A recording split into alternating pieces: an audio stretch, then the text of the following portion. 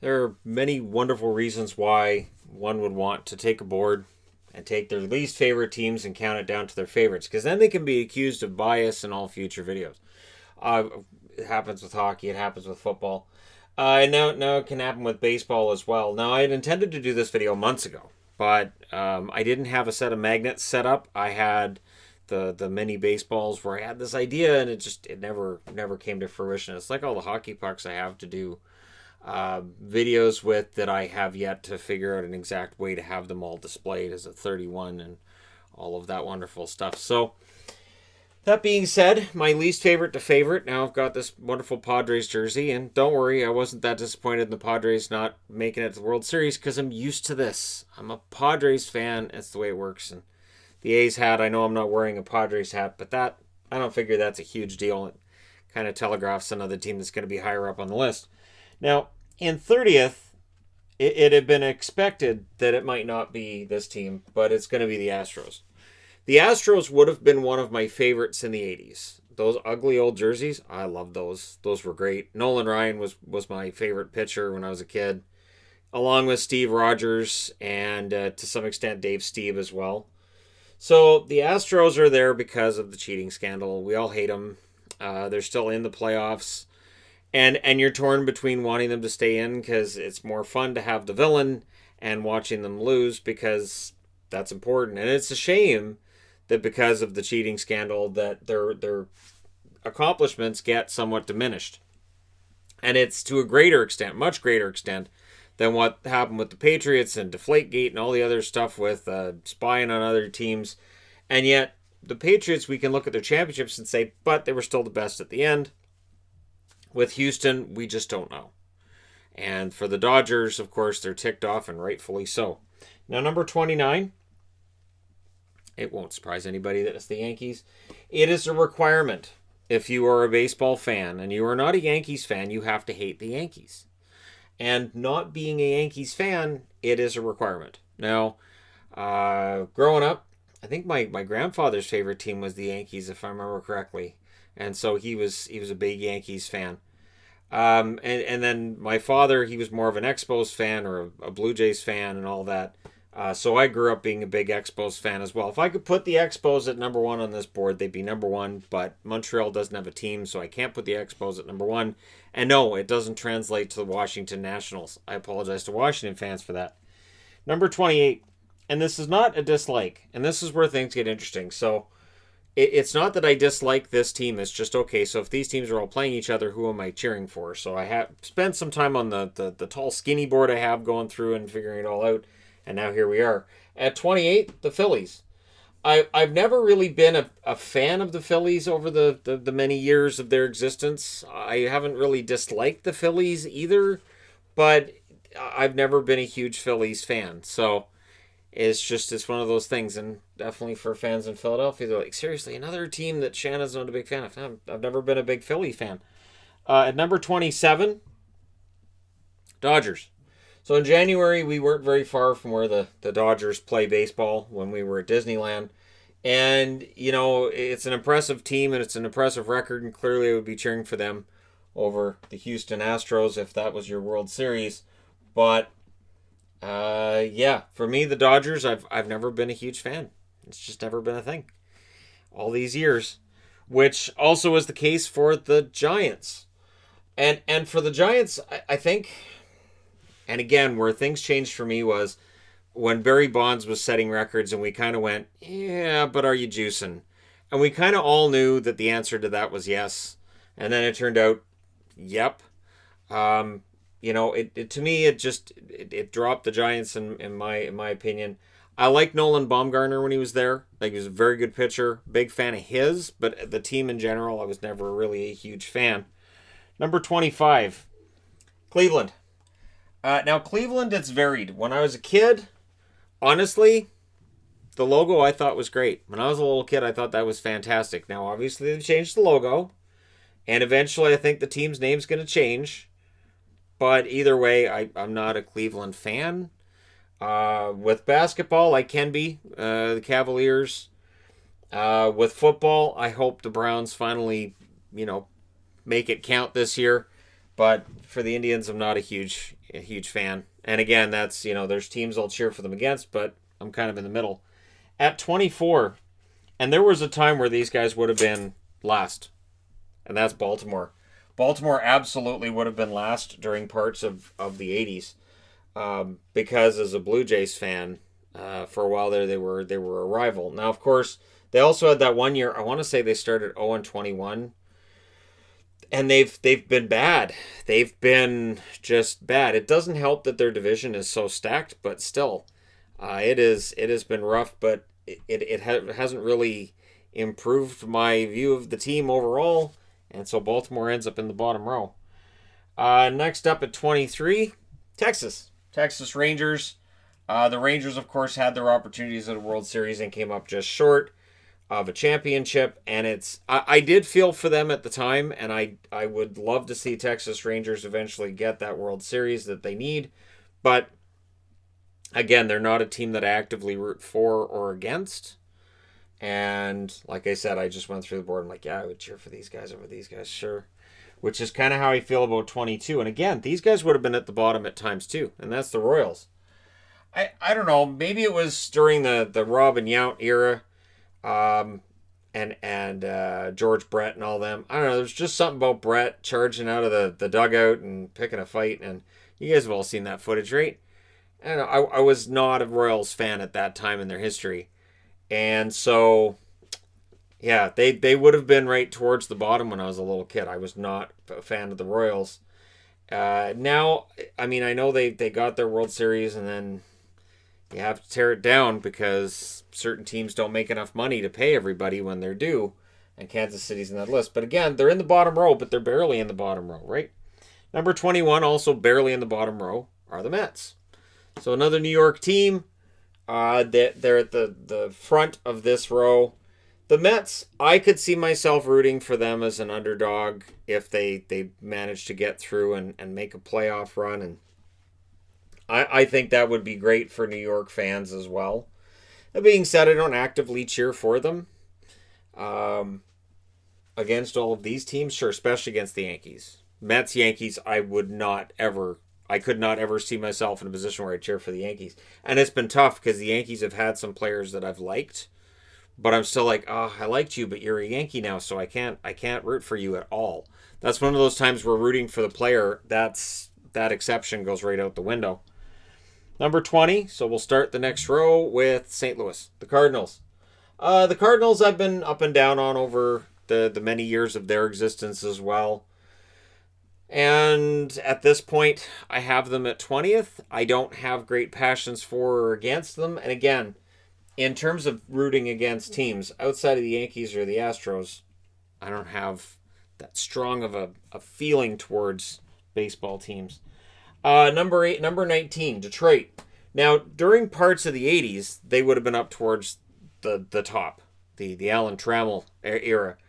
They would have been right near the top for me. And it was weird because I remember there was a time where I had the Tigers as a team I preferred over the Blue Jays. And there was some drama between the Tigers and the Blue Jays at the time. This was when it was a lot harder to make the playoffs. And it was, it was an elite company you had to be in to make the playoffs for the most part. There were a couple of times the Twins there won their division and it was a garbage division. But generally, those battles between the Tigers and the Jays were pretty strong, and I found myself cheering for the Tigers. So yeah. Number 18, Brewers. So the Brewers, the Robin Yount, Paul Molitor. It was Molitor. Brewers. I wasn't a huge fan of those Brewers, and yet, again, I don't have anything against the Brewers. The one thing I love about the Brewers right now, man, those blue jerseys of theirs are fantastic. Those are absolutely beautiful shirts. Love them to death. And I'm not going to cheer for a team or cheer against a team because of jerseys, because if I was, the Yankees pinstripes would be warranting them being much higher. But those, I am really considering getting a Brewers jersey, because that blue one they wear, that is really, really crisp and really, really nice. Number 17, speaking of nice jerseys, The Chicago White Sox. Now, they've had ugly jerseys too. That one from the 80s they keep wearing with socks over in the middle, that is one ugly jersey. When I saw they were doing a throwback to that, I thought, did they lose a bet? It was so nice when they went to the really clean ones and they got rid of those ones. And now, yeah, I know, we'll start wearing those here. No, don't do that. Don't do that. The Chicago White Sox, of course, famously were jinxed for a long, long time. And then, nope, they're fine. The Black Sox, that's all gone. No big deal. I like the White Sox, to be honest. This is where we're starting to get into teams that I like in certain circumstances. Teams that I have cheered for, and in the White Sox cases, I absolutely have. At 16, the Angels. The Angels, it's the Angels Stadium we were right next to because we were in Anaheim. What am I talking about? Dodgers. Dodgers is LA. Sorry about that. Yeah, Anaheim Angels. So the Angels are a team that I've been sort of up and down regarding, and the Angels are a team that I remember the Brian Downing era. I'm that old, so I'll just throw that out there. Yeah, I know that's a long time ago. I Brian Downing was the one that made me think maybe baseball players might be using steroids. I remember between one year and the next, he went from being built like a normal person to built, and I thought all of a sudden he's hitting home runs and he's really kind of big. I'm starting to wonder about baseball players, and for me, I remember that was the first time I thought about it, where I really thought, it seems like there's something's afoot here. But the Angels are a team that at times, yes, I've absolutely cheered for. Number 15, also with the A for the logo, is the Arizona Diamondbacks. I've cheered for them too. And you have to say that the Arizona Diamondbacks, they've got a fantastic logo. They've got a nice look. I really like the team. I know that they've had middling results on the field. That's not why I cheer for a team or against a team. If it was, why would I cheer for the Padres? Oh, it's been a long, long time for Padres fans. It's probably going to continue. But yeah, so I have Arizona at 15. I wouldn't mind in Arizona. Honestly, when it comes to jerseys, baseball related, I'm not likely to get a ton because I don't. Even when the baseball playoffs were on last week, I watched 2 full games, and then I was like, I can't do the third. I can't do it.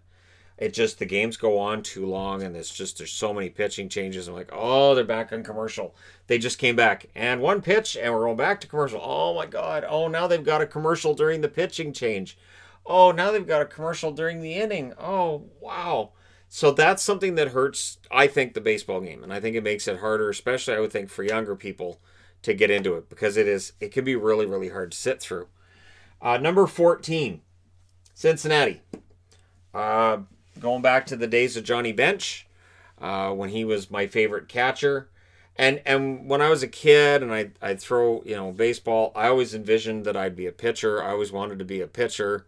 I wanted to be Nolan Ryan. I wanted to be Steve Rogers. But I always thought catching looked kind of cool too. And I knew it buggered up your knees. I knew that catching was really rough.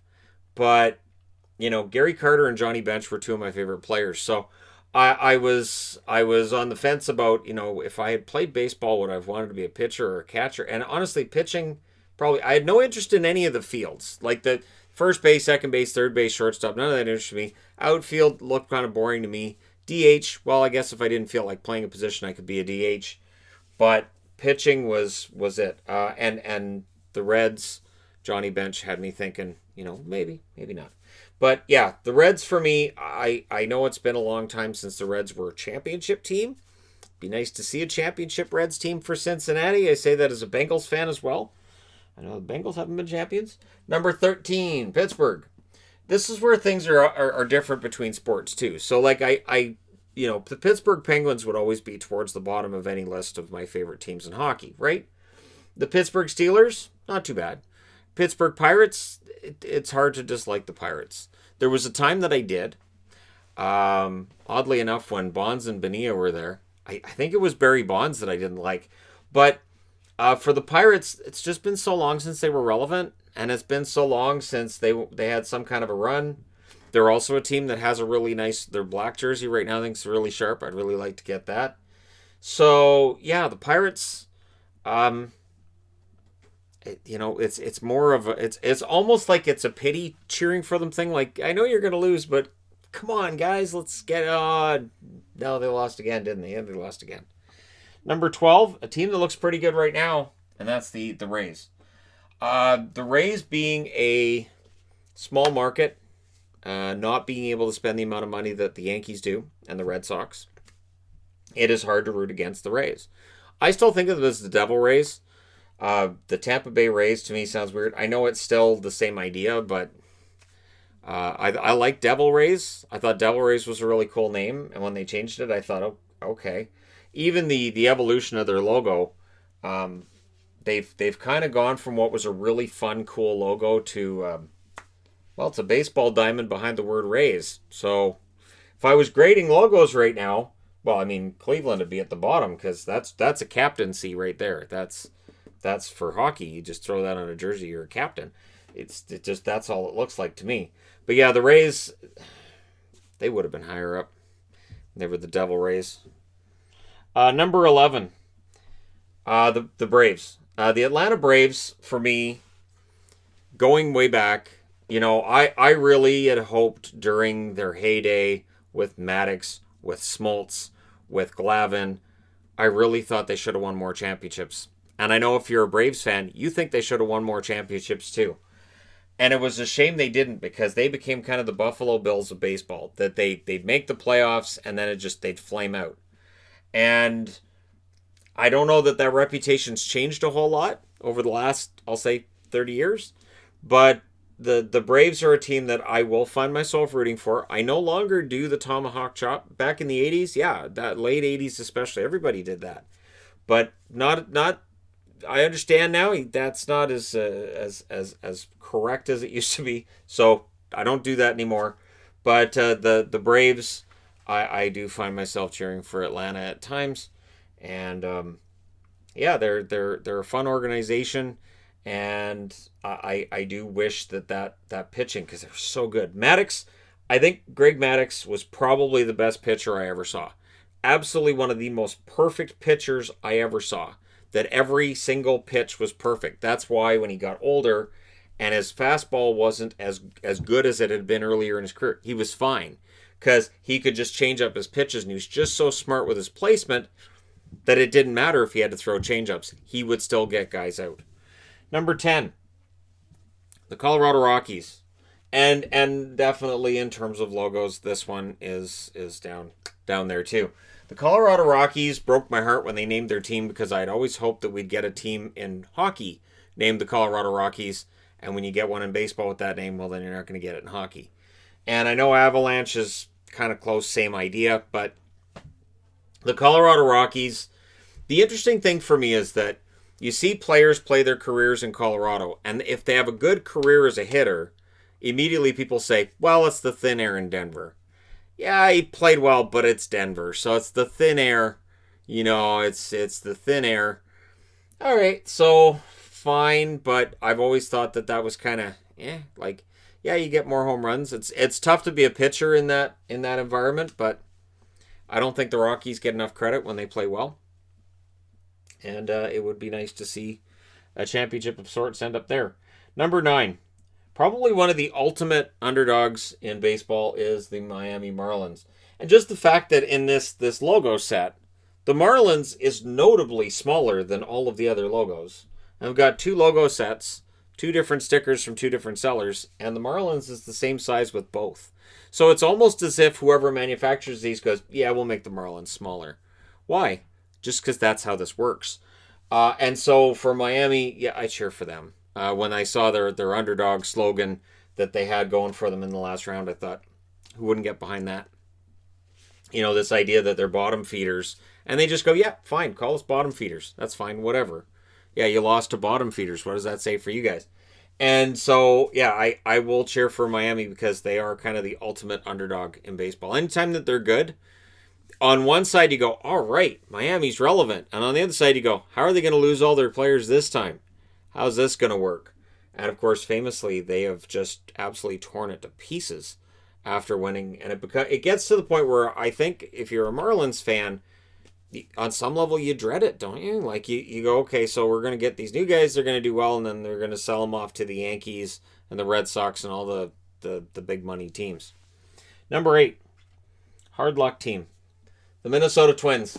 Hard luck team is a way of putting it. Playoff games, they don't win playoff games. And so if you're a Minnesota fan and you've got the Wild, the Vikings, and the Twins, that's tough because you don't really have a team you can look at. Like the Wild, they lose the play-in round. The Vikings are kind of meh in football, and the Twins can't win a playoff game. So are the Twins the most successful of the three right now? Probably. Does it feel like it? Probably not. Yeah. So the Twins, hard luck team. It's hard for me not to pull for them.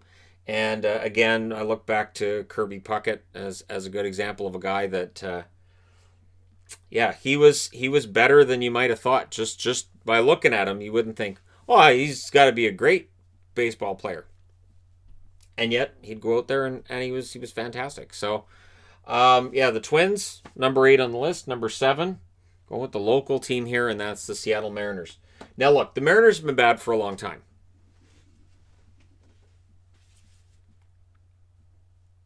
I should have something to add to that, and I don't.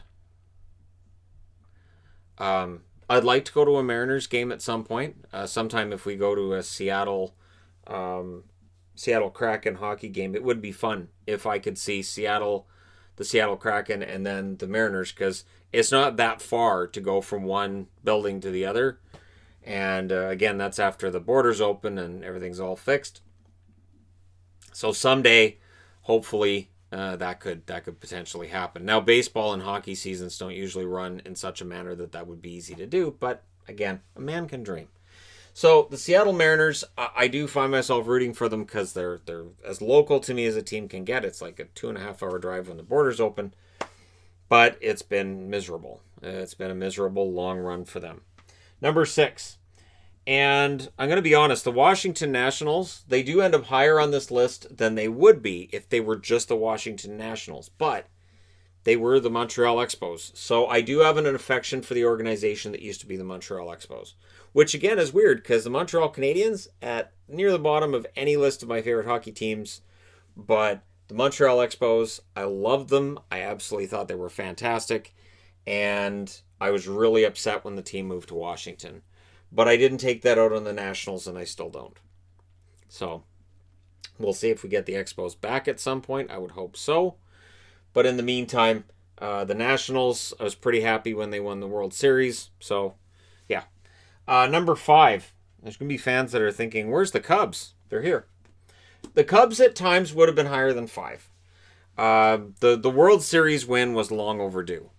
And I was much like other Cubs fans, probably thinking, well, that's never going to happen. But it did. It was kind of nice when it did.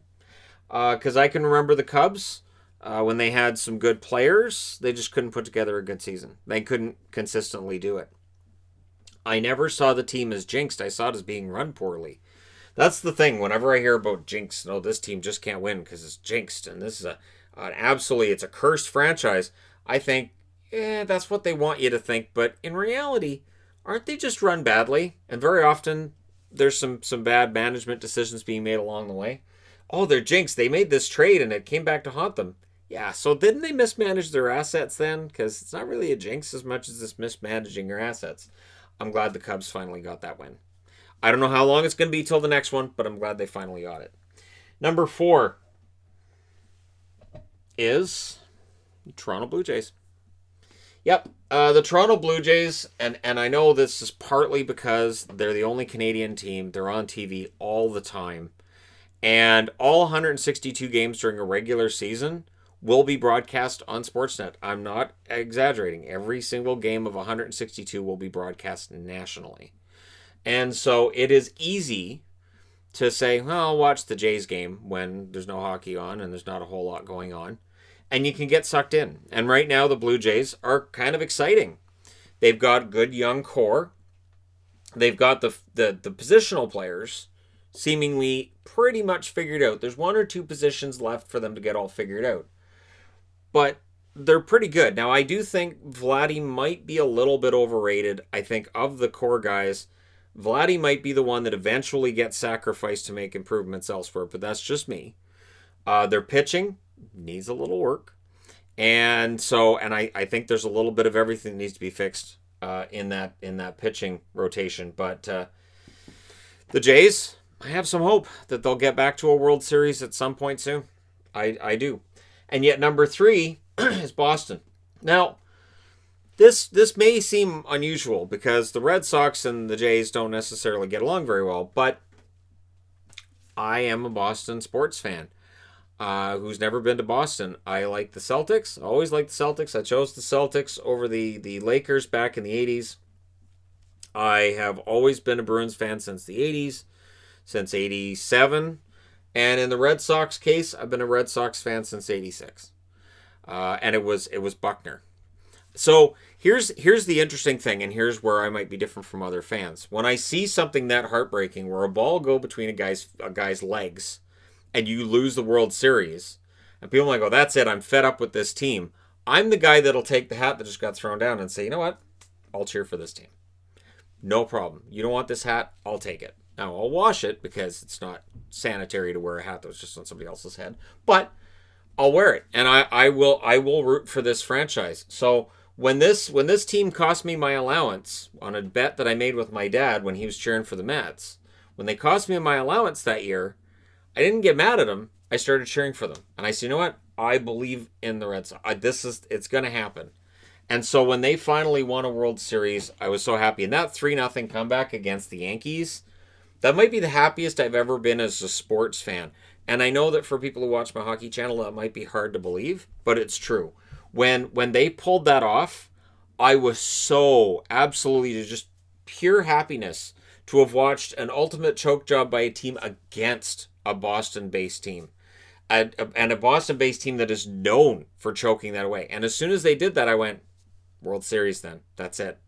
And when they got that win over the Cardinals, I was so just over the moon, happy. Just that was as happy as I've ever been watching sports. Period. Nothing beats it. No Super Bowl, no Stanley Cup. That World Series win, absolutely. Number 2 on the list, and it might surprise people that they're number 2, the A's. So get a time machine and go back to the late 80s. Tell Shannon in the 1980s, you know, when you're in 2020, you're going to be cheering for the A's. I would have asked 2 questions. 1, is it the end of the world? To which you went on, actually, yes. And 2, it would have been, so how many head injuries did I get in between now and then? I hated Jose Canseco. Not a fan of Mark McGuire. Not a fan of Dennis Eckersley. I was not a fan of any of the A's big stars back then. I couldn't stand the Oakland A's. And then it changed. When all those players left, when all the big stars went elsewhere for big money, and the A's were revealed as really this small market team that struggled. And over the last couple of decades, I've found myself rooting for the A's. And I am one of those people who got suckered by the movie Moneyball. Now, I was aware when the first time I watched Moneyball, and they were showing this, I kept saying, well, that's not when that happened. It didn't happen that way. But Hollywood will always change the story to make it more dramatic. So when you watch Moneyball, always take it with a grain of salt because it's not 100% accurate in terms of what order it presents things that happened. And Art Howe has come out and said, Moneyball makes me look like, I'm not that great. And Art Howe will dispute that the movie is accurate in any way. That he believes that he was a part of the whole Moneyball thing and he was not anti-Moneyball the way that the movie presents it. But again, the A's have become kind of the lovable losers. And there are a number of teams that you'll see in this top row that kind of fall into that category. There are some winners in here, but the big market teams very often for me will probably end up further down. That's just the way that works. Which brings us to number 1. And it's the Padres. And that will not surprise anybody. I have cheered for the Padres right from the beginning. I will always cheer for the Padres, even though I know my cheering for the Padres will always end in heartache. They will likely never win. Of the teams in the top 5, the Cubs, I think, can win again. I think the Red Sox will rebuild with their money and their Moneyball approach to things. They'll win again. The Jays, I have some hope. The A's and the Padres, not so much. It is interesting that they're both California teams. I could realistically, once the border reopens and the world's not coming to an end, and now you see why I've got A's and Padres, right? I could potentially go go to San Diego and Oakland and make some sort of a trip out of that. So that would be great for me. My wife likely would not be that excited. Why are we going to San Diego and Oakland? So you can watch baseball games. I just remembered I have to not go.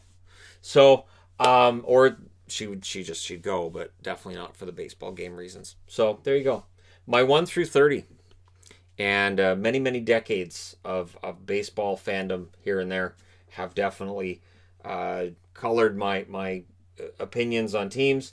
And I will say this, it's not all set in stone.